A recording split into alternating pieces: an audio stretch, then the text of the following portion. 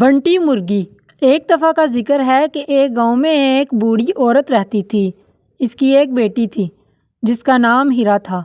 وہ اپنی بیٹی سے بہت پیار کرتی تھی۔ ان کے پاس ایک مرغی تھی جس کا نام بنٹی تھا۔ بوڑھی عورت اور ہیرا بنٹی سے بہت پیار کرتے تھے۔ بوڑھی عورت بہت غریب تھی۔ اس کے پاس کھانے کو کچھ زیادہ نہیں ہوتا تھا۔ وہ بہت مشکل سے گزر بسر کرتی تھی۔ ایک دن ہیرا کا ایکسیڈنٹ ہو گیا اور اس کو بہت چوٹ لگی۔ ہسپتال جانے کے لیے بوڑھی عورت کے پاس پیسے نہیں تھے۔ وہ بہت پریشان تھی۔ اتنے میں بنٹی آئی اور اس نے بوڑھی عورت سے کہا، اماں مجھے بیچ دو اور مجھ سے جو پیسے ملے اس سے ہیرا کو ہسپتال لے جاؤ۔ بوڑھی عورت نے کہا، نہیں، تمہیں میں نے بچوں کی طرح پالا ہے۔ میں ایک بچی کی جان بچانے کے لیے دوسری بچی کو بیچ نہیں سکتی۔